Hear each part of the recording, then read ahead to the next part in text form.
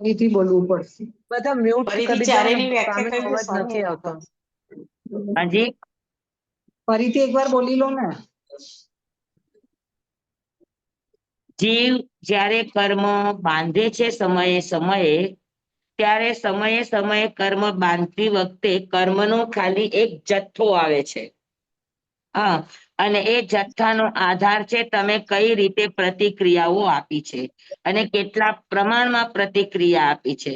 તો જેટલા પ્રમાણમાં પ્રતિક્રિયા આપી છે એટલા પ્રમાણમાં કર્મનો જથ્થો ખેંચાઈને આવે. પ્રતિક્રિયા વધારે તો જથ્થો વધારે, પ્રતિક્રિયા ઓછી તો જથ્થો ઓછો. તો એ જથ્થો જે પણ આવ્યો એની વહેંચણી સૌથી પહેલા વહેલા 8 કર્મમાં વહેંચાય, એના પ્રદેશો. સમજી લો કે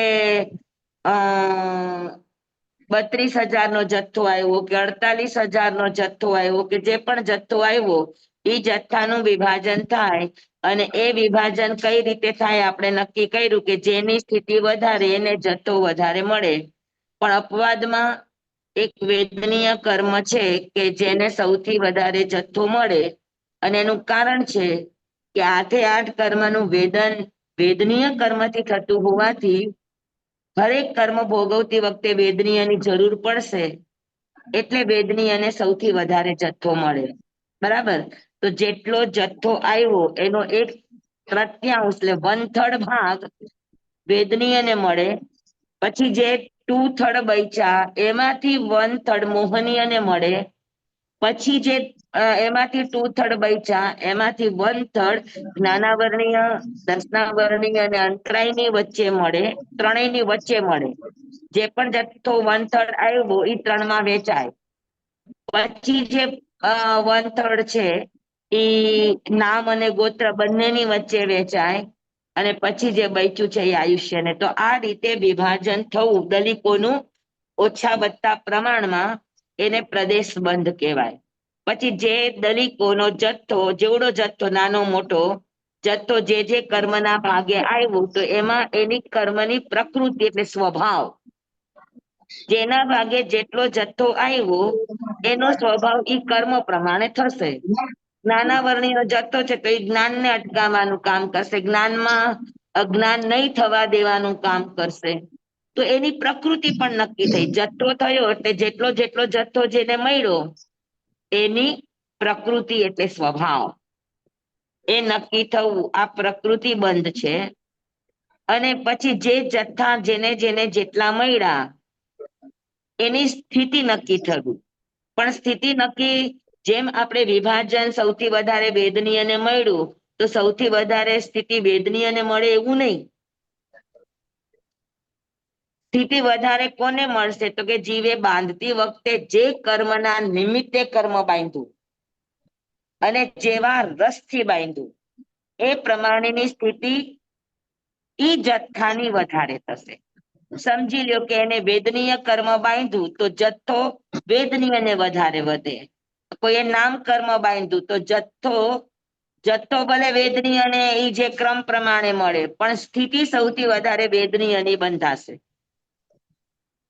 બાકીના દલિકોની સ્થિતિ ભલે વધારે દલિકો છે પણ સ્થિતિ ઓછી બંધાશે. તો સ્થિતિનું નક્કી થવું એ વ્યક્તિના કર્મબંધ સમયે કેવા વિચાર, કેવા ભાવ, કેવા પરિણામ, કેવો રસ, એ પ્રમાણે સ્થિતિ અને ઈ કર્મ ઉદયમાં આવશે તો સારું આવશે, સારી રીતે આવશે, ખરાબ રીતે આવશે, કેટલા પ્રમાણમાં આવશે, તીવ્ર રૂપે આવશે, મંદ રૂપે આવશે, કઈ રૂપે આવશે, ઈ જે એની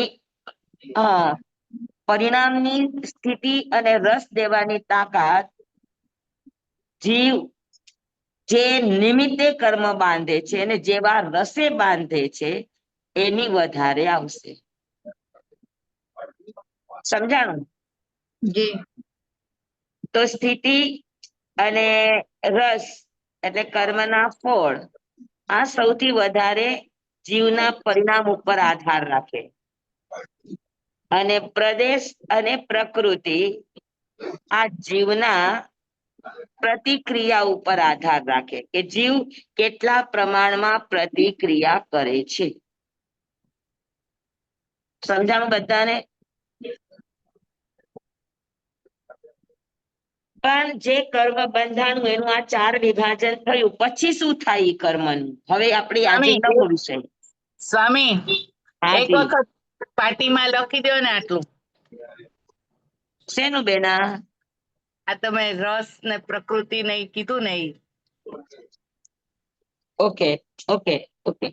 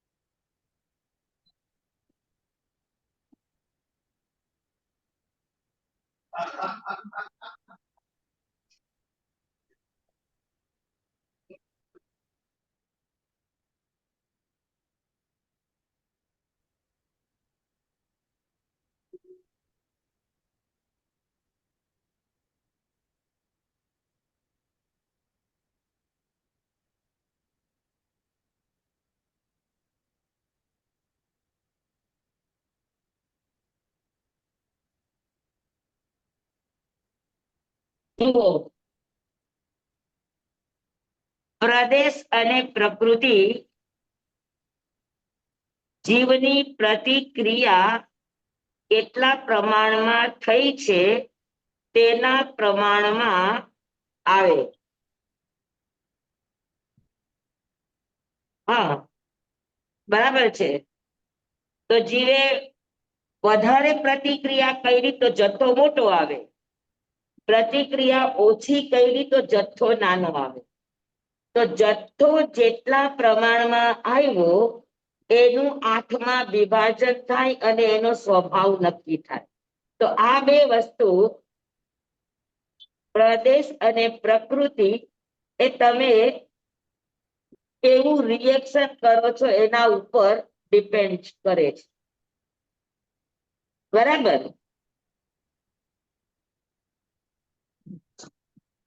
હા, તો એના આધારે થાય.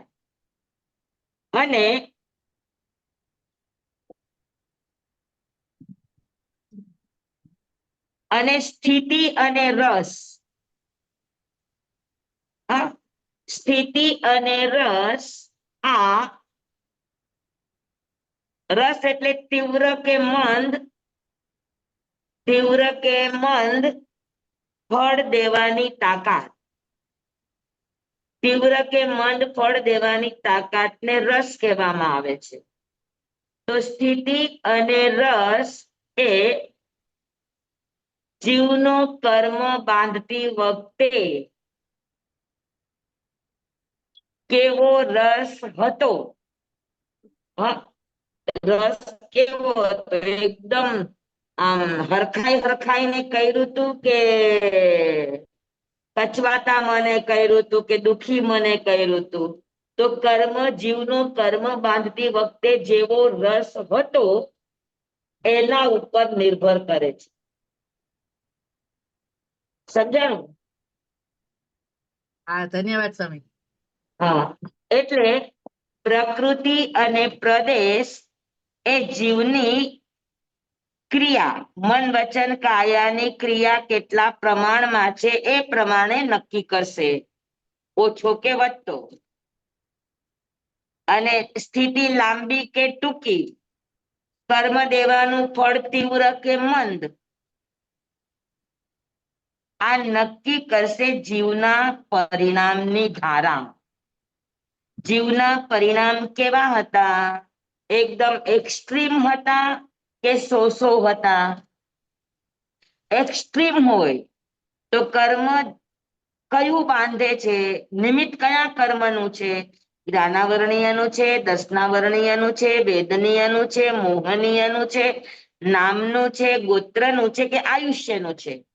નિમિત્ત કયા કર્મનું છે અને રસ કેવો છે, એના ઉપર તે કર્મની, એટલે જે કર્મના નિમિત્તે એને બાંધ્યું છે એ કર્મની સ્થિતિ અને એ કર્મની ફળ દેવાની ઓછી કે વધતી તાકાત એ જીવના રસ ઉપર નિર્ભર કરે, પરિણામ ઉપર નિર્ભર કરે. સમજાણું? અને એટલે જ આપણે ધર્મ ધ્યાનના કૌશકમાં બોલીએ કે જીવે જેવે રસે કરી કર્મ બાંધ્યા એવે રસે કરી ઉદયમાં આવે છે. તીવ્ર પરિણામે બાંધ્યા તો તીવ્ર રસ હશે, મંદ પરિણામે બાંધ્યા તો મંદ રસ હશે. પણ કયા કર્મનો? કે જે નિમિત્તે કર્મ બાંધ્યું છે એ કર્મનો. એમાં પ્રદેશ બંને જેમ નથી કે વેદની અને સૌથી વધારે સ્થિતિ મળશે. જથ્થો વેદનીયને મળશે પણ સ્થિતિ વધારે જે નિમિત્તે કર્મ બાંધ્યું ઈ કર્મની સ્થિતિ અને ઈ કર્મનો રસ સૌથી વધારે હશે. સ્વામી ઉદાહરણ દઈને એક ઉદાહરણ દ્યો ને. હા, એકાદ ઉદાહરણ દઈને કયો ને સ્વામી. જેમ કે એક વ્યક્તિ એના ઘરમાં 20 માણસનું કુટુંબ છે અને એક વ્યક્તિ ખાલી 2 જ કુટુંબ, પતિ અને પત્ની 2 જ જણા છે. બરાબર?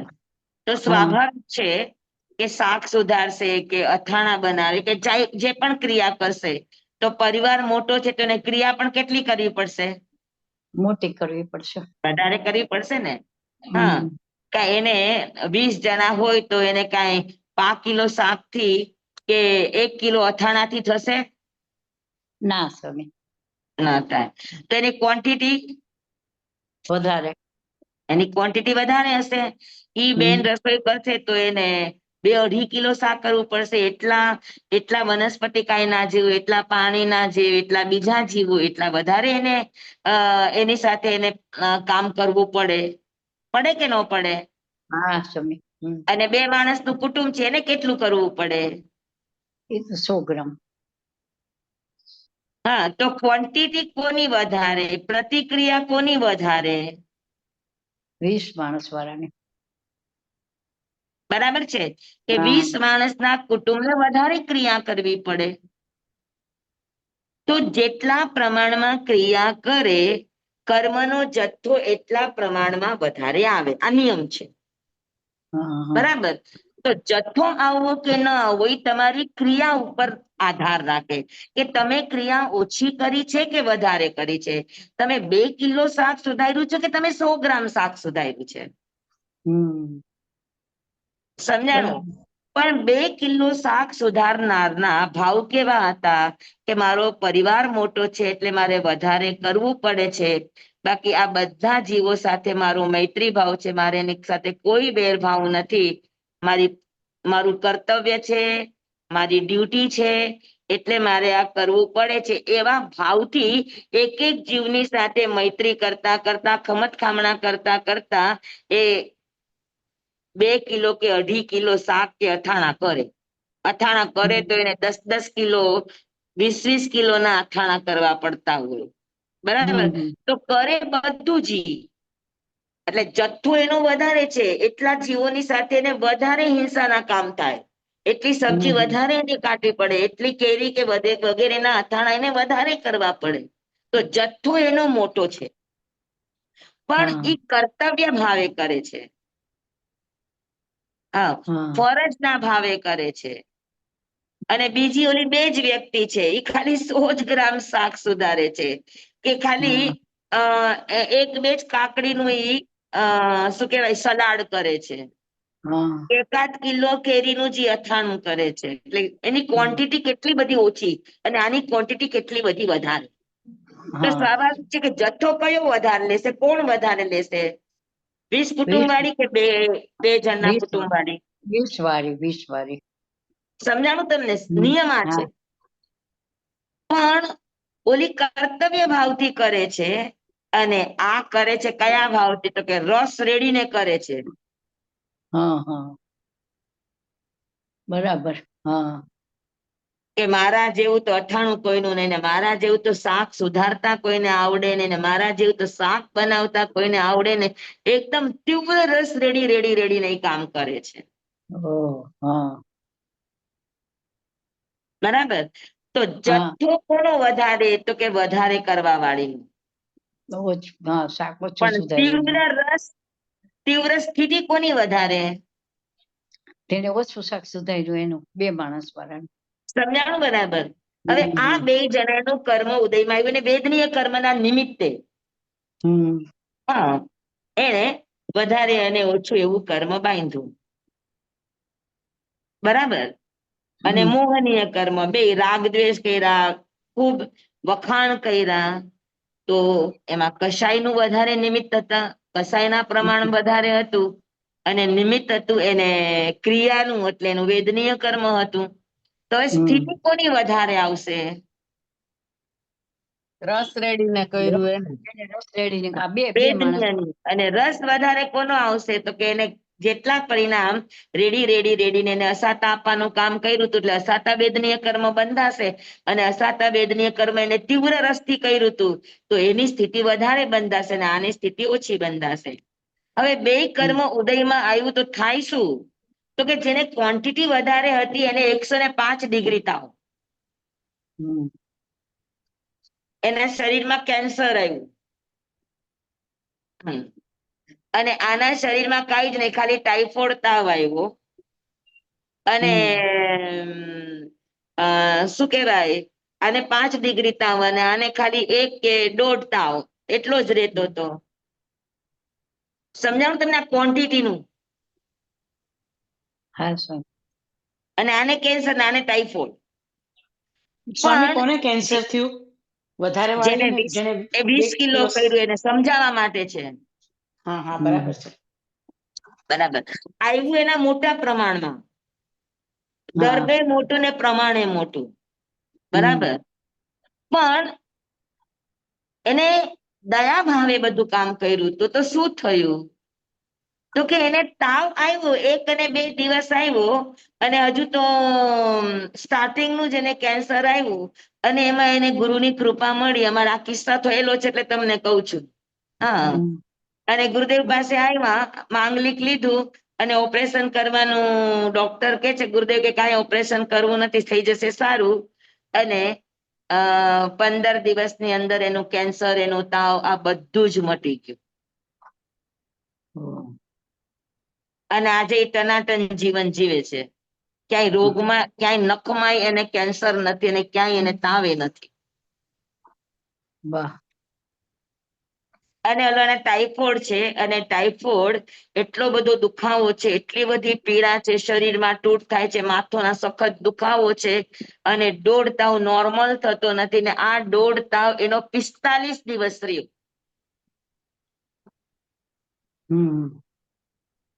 વેદના વધારે, સ્થિતિ વધારે. સમજાય છે તમને? હા સ્વામી. સરસ સમજાયું. રસ રેડ્યો હતો ને સ્વામી. રસ રેડો હતો એટલે સ્થિતિ વધારે થઈ, વેદનીયની સ્થિતિ પણ વધારે થાય અને ભોગવટાનો રસ પણ એનો તીવ્ર થયો. કે ક્યાંય શરીરમાં 1.5 તાવ કાયમનો 45 દિવસ સુધી, અને 45 દિવસ પછી તાવ ઉતરો પણ અશક્તિ એની 6 મહિના સુધી રહી. તો હા આ પ્રમાણે થાય. એક આ તો સામાન્ય નિયમ બતાવ્યો તમને, હા પણ આવી બહુ રીતે સરસ થાય. સમજાયું. ભગવાન બહુ સરસ સમજાયું. સમજાણું? હા, સ્વામી. સ્વામી આપણે અત્યારે રસોડામાં ન કામ કરવું પડતું હોય તો આપણા કર્મ બંધન તો ન થાય ને? રસોડામાં કામ ન કરવું પડતું હોય પણ રસોડામાં બનાવ્યું હોય એના ઉપર પીએચડી કરે તો એના ઉપર શું કરીએ તો સ્વામી? પીએચડી આવું બનાવ્યું ને તેવું બનાવ્યું, ના, આમ ના, બનાવવું જોઈતું હતું ને તેમ બનાવવું જોઈતું ના, હતું ના, ના, અને ના, આપણે ના, બધા તંદુલિયા મચ થઈએ તો ના સ્વામી, ઈ તો નથી કરતા, એટલી તો ખબર છે. કરતા નથી ને આવું કરો તો શું કરવાનું? ભલે ને તમે શાક બનાવ્યું નથી, ભલે ને તમે રસોઈ બનાવી નથી, તો કર્મ પણ એમાંય બંધન તમે થાય. રસ્તો રેડી શકો કે હા, ના હા, રેડી હા, શકો તમારા ભાણામાં આવે ત્યારે. હા, હા. પણ અમે સજાગ રહી છીએ સ્વામી. હા, અને પછી તમે તમારી પોતાની લાઈફ યાદ કરો ને કે અમે નાના હતા બનાવતા હતા તો આમ બનાવતા હતા, આવી રીતે બનાવતા હતા. હમ. હા આવું કરો સ્વામી. કે નથી કરતા? કાંઈક તો થાય જ. આવું થાય હા, કે ન થાય? હા. થાય. સ્વામી એવી વાતે નહીં કરવાની કે અમે આમ કરતા હતા. તો ઈ તો વાત હા, તો વાતો તીવ્ર કરવા રસ જ છે ને, બીજું છે શું? ઓહ. કામ આપણે સ્વામી ક્યાં ક્યાં અટકવાનું બોલો. હા, બધે અને અટકવાનું. અને સ્થિર સ્વામી રસ રહેવાનું, સ્થિર. રેડતા બધે અટકવાનું. હા હેતલ બોલ બેટા. સ્વામી એક બીજો એંગલ પણ છે. અમુક વડીલો બાધા લઈ લે કે રસોડામાં કામ નહીં કરવાનું, પણ પરિસ્થિતિ એવી આવે કે વહુને ખરેખર જરૂર હોય કે ભાઈ કોઈ હેલ્પિંગ હેન્ડ હોય તો સારું. અત્યારે ઈ ટાઈમે પણ વડીલોએ બાધા લઈ લીધી હોય અને વડીલો જો હેલ્પફુલ ન થાય તો એમાં પણ કંઈક અલગ જાતનું કર્મ તો બંધાતું જ હશે ને? બે વચ્ચે બંધાય. જો બેટા હરેક ચીજમાં વિવેક કામ કરે. હા, બસ બરોબર. હરેક ચીજમાં વિવેક કામ કરે. કદાચ એને પચકાણ લઈ લીધા છે ને વહુને ઠીક નથી, હા, તો બીજી વ્યવસ્થા કરીને ચલાવતા નભાવતા શીખવું જોઈએ. હમ. વહુને બરોબર. આરામ આપી અને પોતે નભાવતા ને ચલાવતા શીખવું જોઈએ અગર પચખાણ લઈ લીધા છે તો. બરોબર. અને બાકી આવી ચીજના પચખાણ ન લેવાય. હા, હા. આવી ચીજના પચખાણ લેવાય ઈ મૂર્ખામી કહેવાય. સાચી વાત છે સ્વામી. સંસારમાં છીએ એટલે કરવું તો પડે ક્યારે ને અને ક્યારે. બીજું પચખાણ લેવા હોય તો પણ આપણે પચખાણ દેનાર અમે લોકો આવા કોઈ પચખાણ લઈએ તો અમે એને ખાસ કહીએ કે ગાઢા ગાઢીનું કારણ બને તો આગા.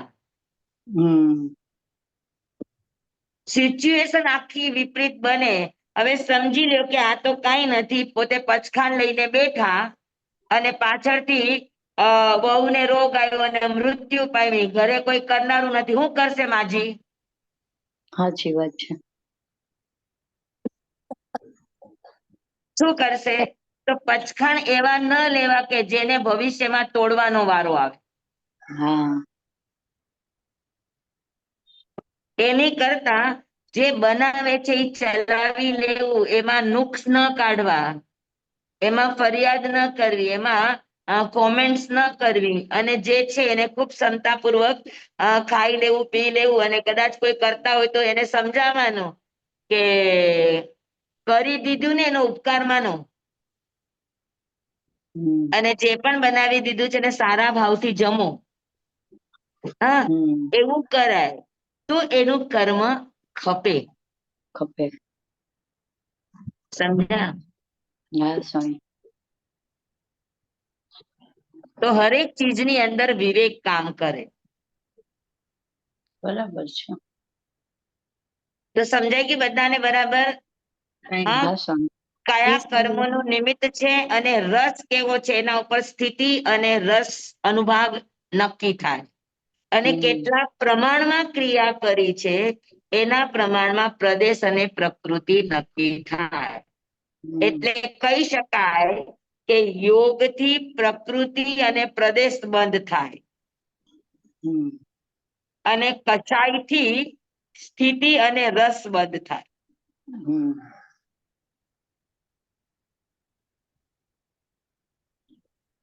સમજાય કે બધાને બરાબર? જી સ્વામી. પાકું? હા, પાક્કું પાક્કું. હવે આ 4 વિભાજન થઈ ગયું. આપણે સમયે સમયે કર્મ બાંધીએ છીએ. હા, કોઈને કોઈ નિમિત્તે આપણે સમયે સમયે કર્મ બાંધીએ છીએ, તો કર્મ બંધાઈ ગયું, એના 4 વિભાજન થઈ ગયા, પછી શું થાય?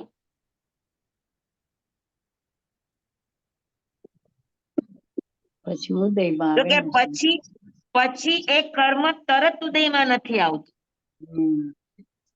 એ થોડા સમય માટે એ કર્મ ભૂગર્ભમાં ચાલ્યું જાય, એટલે સત્તામાં ચાલ્યું જાય, એ હમ. કઈ જ ફળ ના આપે. હમ. બરાબર? તો બંધ પછી શું આવશે? તો કે બંધ પછી 4 વિભાજન, અને 4 વિભાજન થયા પછી એ કર્મ શું થશે? તો કે ચૂપચાપ સત્તામાં ચાલ્યું જશે. હમ. એટલે સત્તા એટલે શું? હવે આપણે વાત કરીએ છીએ કર્મની સત્તા. હમ.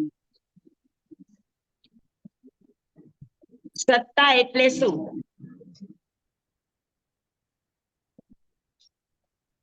પડી રહેવું. જેમ આપણે પૈસા બેંકની અંદર ફિક્સ ડિપોઝિટ કરી દઈએ, તો એટલો વખત તમે પૈસાને ઉપાડી ન શકો, બરાબર? તો હમ. એવી રીતે તમે જે કર્મ બાંધ્યું એ અમુક સમય માટે ચૂપચાપ સત્તામાં એટલે બેલેન્સમાં ચાલ્યું જાય. એ તમને કઈ જ ફળ ના આપે, સારું ના આપે ને ખરાબે ના આપે. એ ચૂપચાપ પડ્યું રે અમુક સમય સુધી, ઉદયમાં ન આવે, અને ચૂપચાપ બેલેન્સમાં પડ્યું રે, એને સત્તા કહેવામાં આવે. હમ. સત્તા કોને કહેવાય? તો કે કર્મ બંધાણા પછી એના નિયમ પ્રમાણે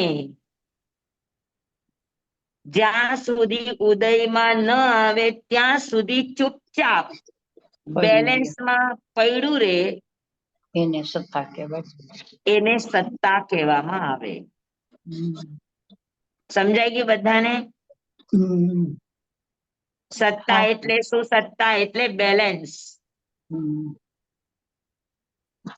એ તમારું સ્વામી ફિક્સ એક પ્રશ્ન છે. ડિપોઝિટમાં ચાલ્યું ગયું. સ્વામી એક પ્રશ્ન છે આમાં. હા, એ સત્તામાં પડવાનું કારણ કેવી રીતે, અને ઈ કેમ સત્તામાં વયું જાય? હા. ઉદયમાં તરત ન આવે, કેમ સત્તામાં વયું જાય? તમે ખાઓ અને તરત જ તમને અસર થાય કે થોડા સમય પછી થાય? હમ. પચવા માટે સમય લે.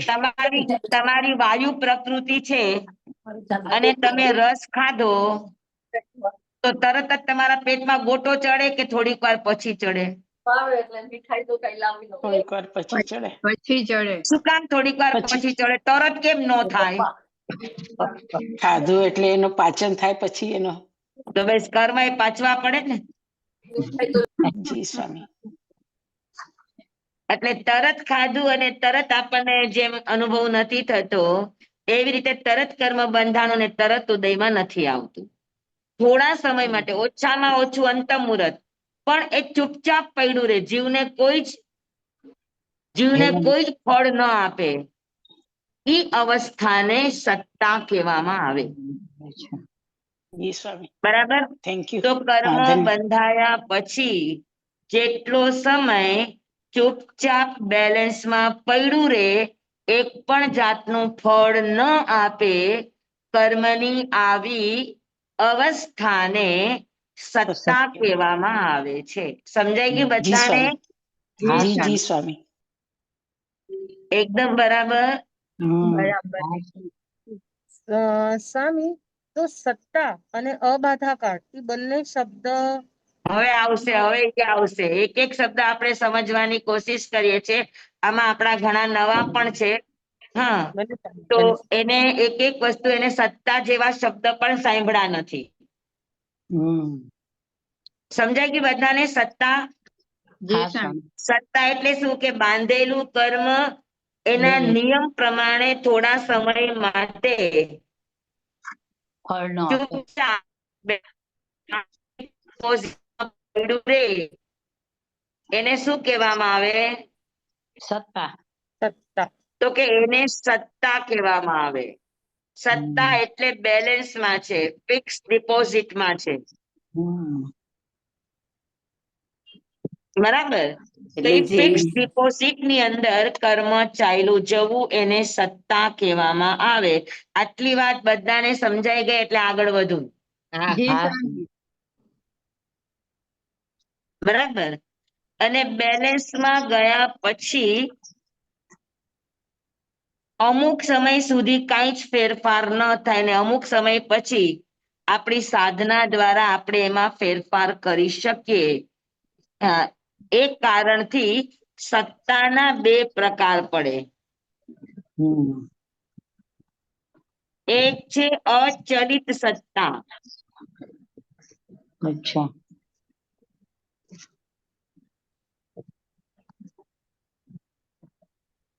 અને બીજી છે ચલિત સત્તા. ઓહ.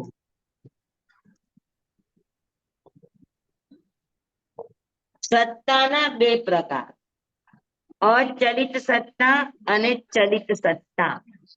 હવે અચલિત સત્તા એટલે શું? તો કે સત્તા પણ બે પ્રકારની છે. તો સત્તામાં અમુક સમય સુધી ઈ અચલિત સત્તામાં રહે. અને અચલિત સત્તા એટલે શું?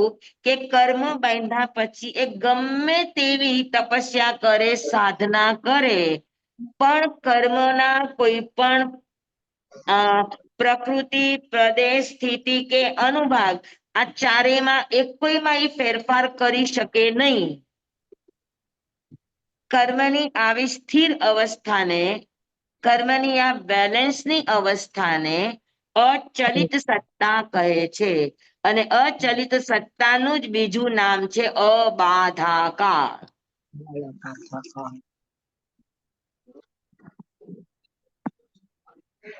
એને સ્વામી નિકાચિત કહેવાય? ના, નિકાચિત નો કહેવાય. હા હા. એને નિકાચિત રીતે બાંધ્યું, નિર્ધત રીતે બાંધ્યું, કેવી રીતે બાંધ્યું એ હવે વિષય આવશે. તમે હા, ફરીથી એકવાર બોલો ને, લખવું છે. હા, સત્તા એટલે કે કર્મ બાંધ્યા પછી સત્તાના બે પ્રકાર, અચલિત સત્તા અને ચલિત સત્તા. અચલિત સત્તા એટલે શું? તો કે કર્મ સત્તામાં ગયા પછી અમુક સમય માટે, દરેક કર્મના સમય અલગ અલગ છે. એટલે અમુક સમય માટે એ ચૂપચાપ પડ્યું રે, જેમાં કોઈ પણ પ્રકારની સાધના, તપસ્યા કે કોઈ પણ વિશિષ્ટ તમારા પ્રયોગો જે કર્મની સત્તાને હલાવી ન શકે, એમાં ફેરફાર ન કરી શકે, ન એની પ્રકૃતિમાં ફેરફાર કરી શકે, ન પ્રદેશને ઓછા વત્તા કરી શકે, ન સ્થિતિને ઓછી વત્તી કરી શકે, ન રસને ઓછો વત્તો કરી શકે, એ કર્મમાં તમારી કોઈ જ કાર્ય કામ ન આવે એવી સત્તાને અચલિત સત્તા કહેવામાં આવે. અને એનું બીજું નામ છે અબાધાકાર.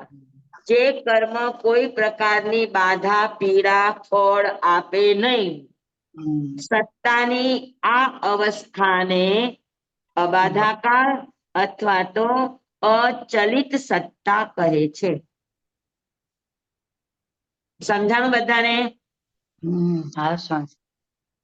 એકદમ પાકું? જી સ્વામી. હવે અબાધા કાળનો નિયમ શું છે? કેટલો સમય એ ચૂપચાપ પડ્યું રે કે જ્યાં તમારી કોઈ સાધના કે તમે ખરાબ કર્યું છે તો પણ થોડો સમય તમને એ અવસર આપે છે, તરત ફળ નહીં આપે. તો હા, તમને ફાયદો પણ છે કે તમને કર્યા પછી તરત ભોગવવું નથી પડતું, એ ચૂપચાપ પડ્યું છે. અને તમે ગમે એટલી સાધના કરો પણ એમાં ફેરફાર નથી કરી શકતા. તો કર્મની આવી અવસ્થાને અબાધાકાળ અથવા તો અચલિત સત્તા કહેવામાં આવે. હવે અચલિત સત્તા અથવા તો અબાધા કાળનો નિયમ. અબાધા કાળનો નિયમ શું છે? કે જે કર્મ જેટલી સ્થિતિનું બાંધ્યું હોય,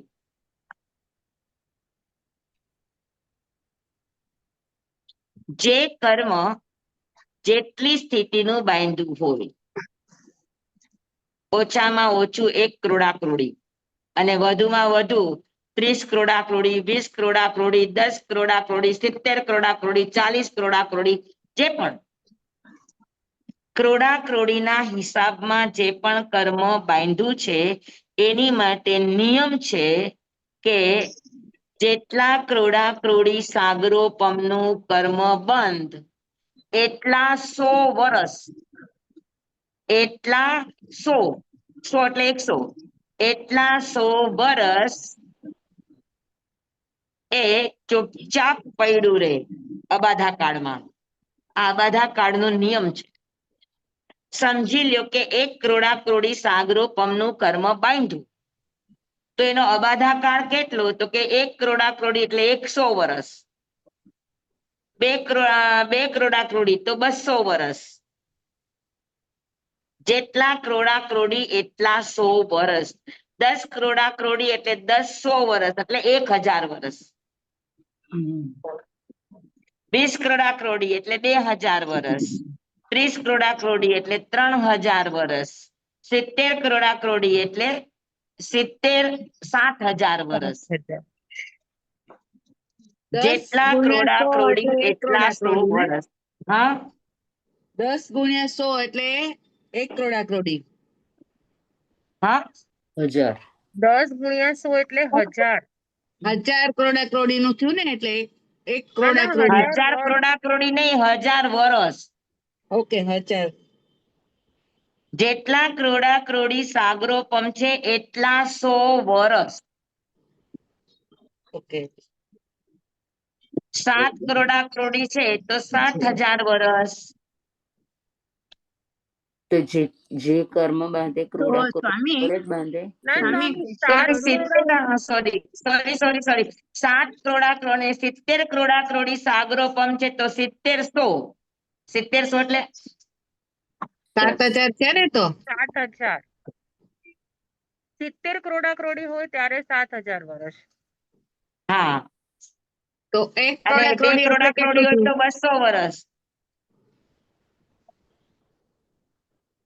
તો સ્વામી આ હમણાં બાંધ્યું હોય તો બીજા ત્રીજા જન્મમાં પણ સુધી આવી શકે, આવી શકે.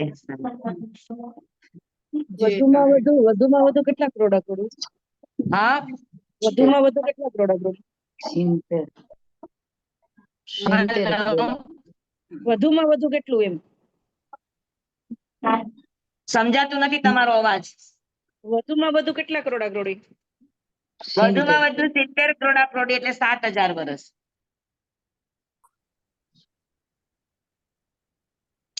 7 ક્રોડા-ક્રોડી હોય તો 700 વર્ષ અને 70 ક્રોડા-ક્રોડી હોય તો 7000 વર્ષ. તો સ્વામી અંત ક્રોડા-ક્રોડી નું હોઈ શકે? હા, તો 1500 વર્ષ. તો જેટલા અંતર્મુહૂર્ત ક્રોડા-ક્રોડી એટલા 100 વર્ષ. તો અબાધા નું અંતર્મુહૂર્ત ન હોય? હોય ને.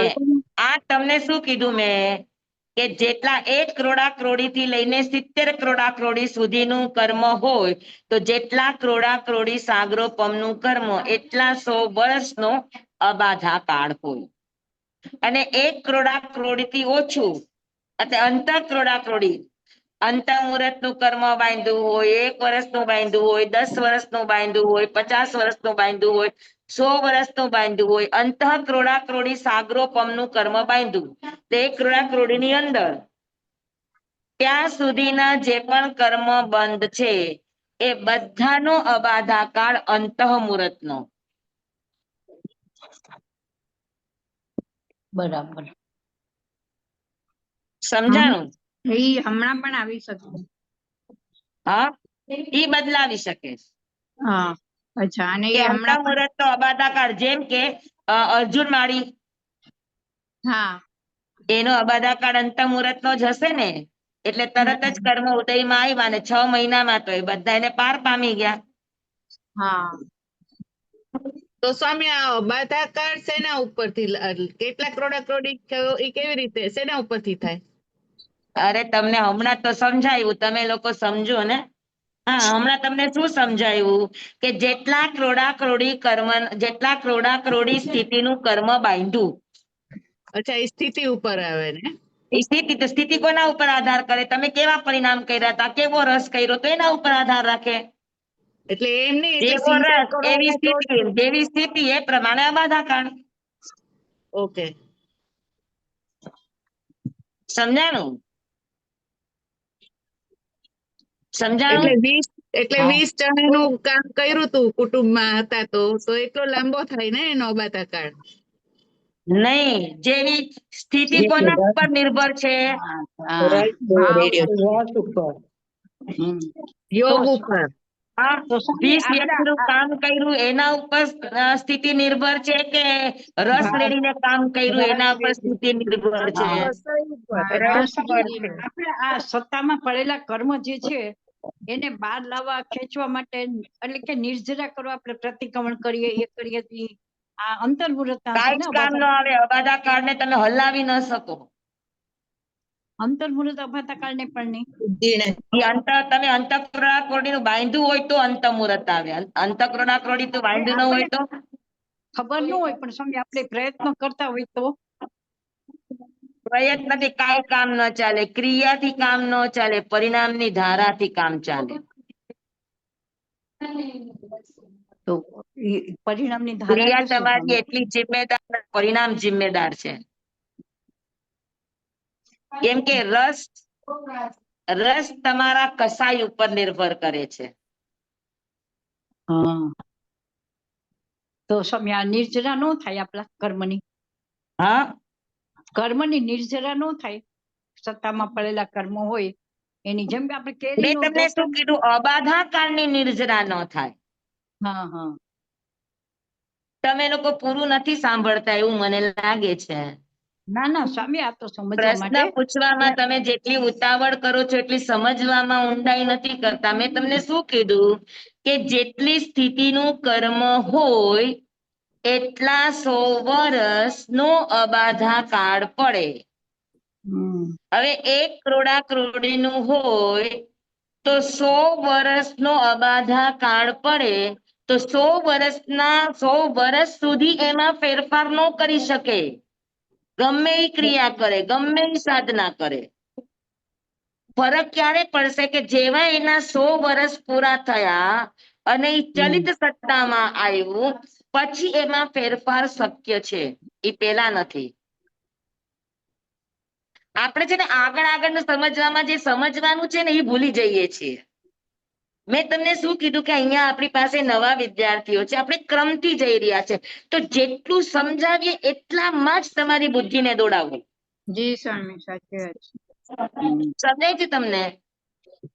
તમે પ્રશ્ન કરો તો આમાં નવા વિદ્યાર્થીઓ કન્ફ્યુઝ થઈ જાય.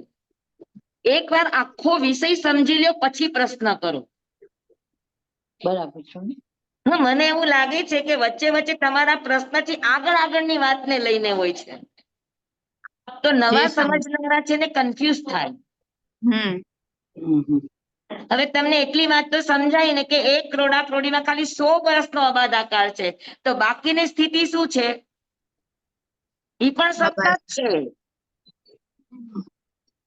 જી જી જ્યાં સુધી ઉદયમાં ન આવે ત્યાં સુધી. જી સ્વામી. સમજાય છે? એકદમ સમજાણું બધાને? પેલા સત્તા છે એ 2 પ્રકારની છે. સત્તા એટલે શું? તો કે કર્મો બાંધ્યા પછી અમુક મુદત માટે એ ચૂપચાપ પડ્યું રે, તો કર્મની એ ચૂપચાપ પડ્યા રહેવાની અવસ્થાને અબાધા સત્તા કહેવામાં આવે. બરાબર? પછી એ સત્તામાં અમુક મુદત સમય માટે એ કર્મ એટલું ચૂપચાપ પડ્યું રહ્યું કે એમાં તમારી કોઈ જ સાધનાકારી કામ આવે નહીં. એવી સત્તાને અચલિત સત્તા અથવા તો અબાધા કાળ કહેવામાં આવે. અને ઈ અબાધા કાળનો નિયમ શું છે? તો કે જેટલી સ્થિતિનું કર્મ એટલા 100 વર્ષ. 1 ક્રોડા ક્રોડીનું તો 100 વર્ષ, 2 કરોડા ક્રોડીનું તો 200 વર્ષ, 7 કરોડા ક્રોડીનું તો 700 વર્ષ, 9 કરોડા ક્રોડીનું તો 900 વર્ષ. હા, બરાબર. પછી આવ્યું 10 કરોડા ક્રોડીનું તો 1000 વર્ષ, 70 કરોડા ક્રોડીનું આવ્યું તો 7000 વર્ષ, 30 કરોડા ક્રોડીનું તો 3000 વર્ષ, 20 કરોડા ક્રોડીનું તો 2000 વર્ષ. તો આ સમય એનો એવો છે કે એમાં કોઈ જ ફેરફાર થાય નહીં, અને જે ફેરફાર ન કરી શકો કર્મની એવી સત્તાને, બેલેન્સને શું કહેશો? અચલિત. અબાધાકાર. અબાધાકાર, અચલિત. અબાધાકાર. Very good. પછી હવે તમે મને પ્રશ્ન કરો કે અબાધાકારની નિર્જરા નો થાય નિર્જરા? આટલું તમને સમજાવ્યા પછી ન થાય. કે અબાધા કાળમાં તમે કશું જ કરી ન શકો, બરાબર. અને જે કર્મ, આ તો ઉત્કૃષ્ટ અબાધા કાળની વાત છે, પણ જે કર્મ અંતઃ કરોડા ક્રોડીની અંદર છે, 1 કરોડા ક્રોડીની અંદર છે, અંત મુહૂર્ત થી લઈને 1 કરોડા ક્રોડી અંદર સુધીનું જે પણ કર્મ હશે, 10 વર્ષનું, 100 વર્ષનું, 1000 વર્ષનું, લાખ વર્ષનું કે અંત કરોડા ક્રોડીનું, એ બધાનો અબાધા કાળ અંત મુહૂર્ત થી વધારે ન હોય. તો અંત કરોડા ક્રોડી સાગરોપમ સુધીના કોઈ પણ કર્મ બાંધા હોય ઈ તરત જ એ ભવમાં ઉદયમાં આવી શકે, કારણ કે એનો અબાધા કાળ અંત મુહૂર્ત નો જ હોય. તો એ અંત મુહૂર્ત ફેરફાર ન કરી શકે. હા, જેમ કે આપણા અર્જુન માળીએ કર્મ બાંધ્યા તો અંત મુહૂર્ત સુધી ફેરફાર નથી થયો. દીક્ષા લીધી, દીક્ષા લઈને ભગવાનની સાથે એક દિવસ રહ્યા, અને પછી એ ધ્યાનસ્થ અવસ્થામાં ભગવાનના ગયા પછી ગયા, અને પછી એની કર્મની અવસ્થા શરૂ થઈ. સમજાય છે? અને અંત ક્રોડા ક્રોડી સાગરોપમનું કર્મ પણ બાંધવું સહેલું નથી. સમ્યક દ્રષ્ટિ વધુમાં વધુ અંત ક્રોડા ક્રોડી સાગરોપમનું કર્મ બાંધે. એકવાર સમ્યક દર્શન થયું પછી સમ્યક દર્શન એનું વયું ગયું તો પણ એ અંત ક્રોડા ક્રોડી સાગરોપમથી વધારે કર્મ નહીં બાંધે. તો એ બધાના અબાધા કાળ અંત મુહૂર્તના જ હોય. અને મિથ્યા દ્રષ્ટિ ઓછામાં ઓછું અંત ક્રોડા ક્રોડીનું બાંધે, વધુમાં વધુ 1, 2, 4, 10, 100, 1000 એવી રીતે બાંધે. સમજાઈ ગયું બધાને? પાકું? સ્વામી, એક ક્વેશ્ચન છે. બોલો. આપણો જીવ તિર્યંશના કેટલા ભેદમાંથી આવ્યો નથી? હા, આપણો જીવ તિર્યંશના કેટલા ભેદમાંથી આવ્યો નથી? કેટલા ભેદમાંથી? કેટલા ભેદ, તિર્યંશના કેટલા ભેદમાંથી આવ્યો નથી? આ પ્રશ્ન આજે આપણે શીખ્યા છે એની સાથે કોઈ રિલેટેડ છે તો હમણાં રેવા ના દઈએ ના એક ના બાજુ. ના નાજી, સ્વામી એક જ એમ જ પૂછ્યો છે. હા, તો હમણાં વચ્ચે વિષયાંતર પ્રશ્ન નહીં કરો. ઓકે. તમે કોઈ પેપરમાં પૂછ્યું હશે એટલે પૂછો છો.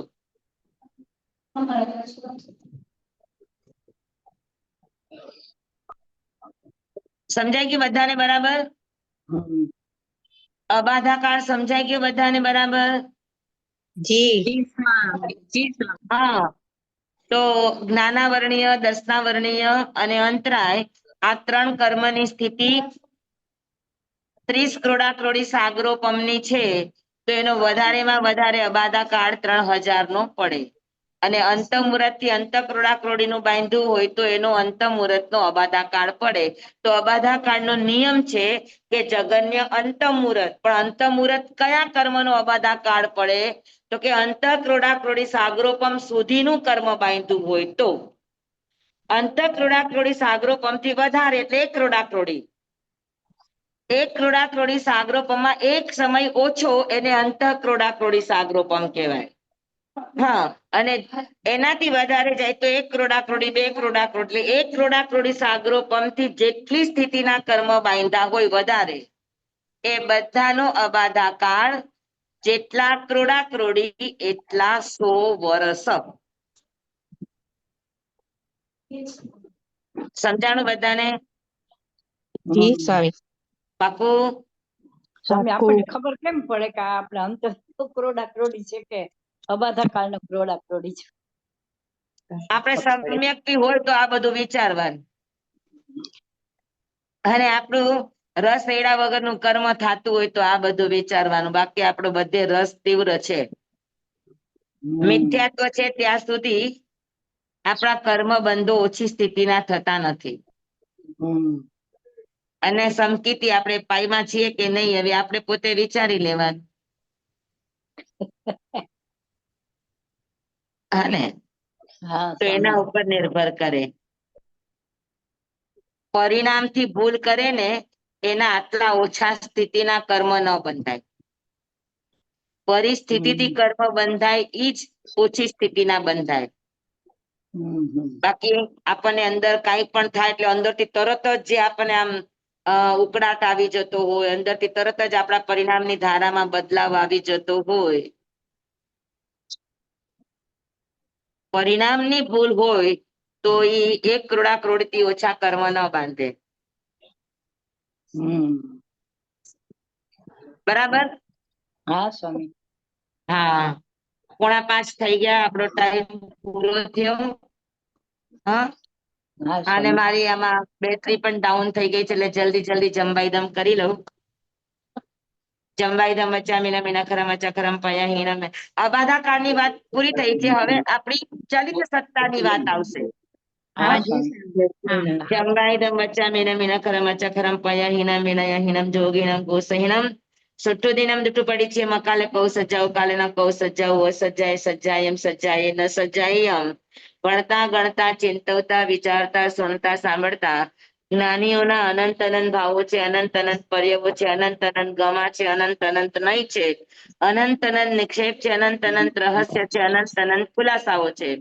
આમાંથી કોઈ પણ ભાવ ભેદ નહીં, નિક્ષેપ ગમા રહસ્ય ખુલાસાનું સ્ખલન છદ્મસ્ત ભાવે મારા બોલવામાં, કહેવામાં, સમજાવવામાં આવ્યું હોય, આપના સાંભળવા સમજવામાં આવ્યું હોય તો અર્યાસિત કેવડી ગુરુ ભગવાન આપની સાક્ષી, આત્મા પરમાત્માની સાક્ષી એ તસ્મૈ તમેવ સત્યમ નિસંકમ જમ જીનેહિમ પવેયમ સેવમ ભંતે સેવમ ભંતે સેવમ ભંતે દિવ્યેમી. નમો હરિહંતાણંગ, નમો સિદ્ધાણંગ, નમો આયર્યાણંગ, નમો વસાયણંગ, નમો લોય સૌવસાહુણંગ. ગુરુદેવની આજ્ઞા શ્રી શ્રી ચદારી મંગલમ, હરિહંતા મંગલમ, સિદ્ધા મંગલમ, સાહુ મંગલમ, કેવલી પનત્તો ધમો મંગલમ. ચતારી લોગુત્તમા, હરિહંતા લોગુત્તમા, સિદ્ધા લોગુત્તમા, સાહુ લોગુત્તમા, કેવલી પનત્તો ધમો લોગુત્તમો. ચતારી શરણં પ્રવજ્જામિ, હરિહંતે શરણં પ્રવજ્જામિ, સિદ્ધે શરણં પ્રવજ્જામિ, સાહુ શરણં પ્રવજ્જામિ, કેવલી પનત્તં ધમ્મં શરણં પ્રવજ્જામિ. 4 શરણા, 4 મંગલ, 4 ઉત્તમ કરે જે નર ભવસાગરમાં ન બુડે તે. સકલ કર્મનો આણે અંત, મોક્ષના સુખ લહે અનંત. ભાવ ધરીને જે ગુણ ગાય તે જીવ તરીને મોક્ષે જાય. સંસારમાં હી શરણાચાર વર શરણ નહીં કોઈ, જે નર નારી આદરે અક્ષય વિચલ પદવી કોઈ, અંગૂઠે અમૃત વસે. લબ્ધિ તણા ભંડાર શ્રી ગુરુ ગૌતમ સ્વામીજી ભગવાનને સમરીએ તો સદાય મન વાંછિત ફલદાતા, સદાય મન વાંછિત ફલદાતાર. બોલો ભગવાન મહાવીર સ્વામી કી જય, પૂજ્ય ગુરુદેવ કી જય. બધાને ધન્યવાદ. જય જિનેન્દ્ર, ખૂબ ખૂબ આભાર. શાંતામાં રહેજો. સ્વામી શાતામાં રહેજો. સ્વામી શાતામાં બિરાજો. સ્વામી કાલે સુયોગદાન રહેશે. વાર્તામાં રહેજો. હા, મેરું થઈ ગયું. થઈ ગઈ છે સ્વામી. હા, જય બેટરી ગઈ લાગે. જિનેન્દ્ર. જય જય જીનેન્દ્ર. જિનેન્દ્ર બધાને. ચાલો, જય જીનેન્દ્ર. કાલે મળીએ. કાલે કેટલા વાગે છે? 3:30. 3:30. આજ ટાઈમમાં. કાલે સુયોગદાન રહેશે. કાલે સૂર્યગડાની દર્શન. હા. સારું.